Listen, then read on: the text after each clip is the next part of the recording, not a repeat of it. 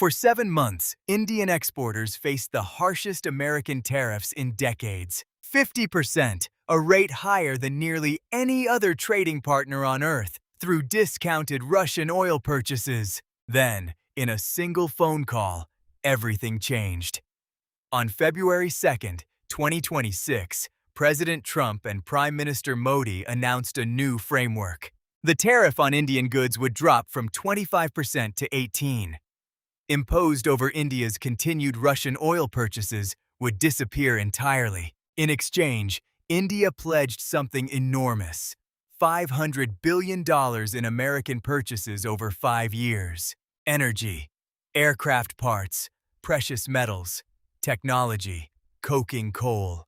Officials on both sides gave it a name, doubling total trade between the two nations to $500 billion by 2030. For textile makers, gem exporters, and pharmaceutical companies across India, the relief was immediate, like Vietnam, Bangladesh, and China. But the February framework was never the whole story. It was an interim agreement, a down payment on something much bigger. A full bilateral trade agreement, still being negotiated line by line. And the sticking points are the ones that matter most to ordinary Indians. Washington wants access to India's agriculture and dairy markets.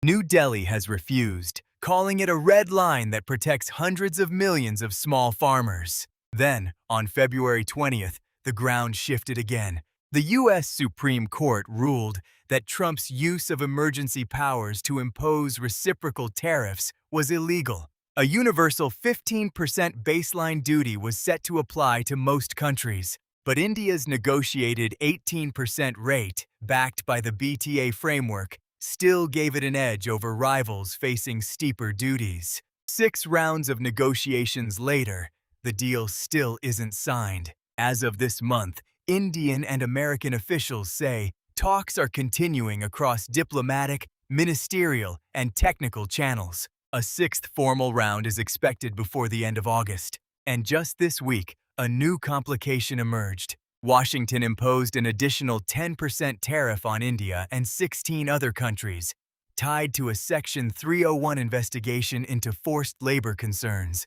New Delhi's one relief: nearly half of India's exports to the U.S. remain exempt. It's a pattern analysts have started to recognize. Washington keeps opening new tariff threats on another. Pressure that never fully disappears, even when the headlines say the deal is done. For India, a nation trying to position itself as America's counterweight to China, the message is clear: friendship has terms. And in 2026, those terms are still being written.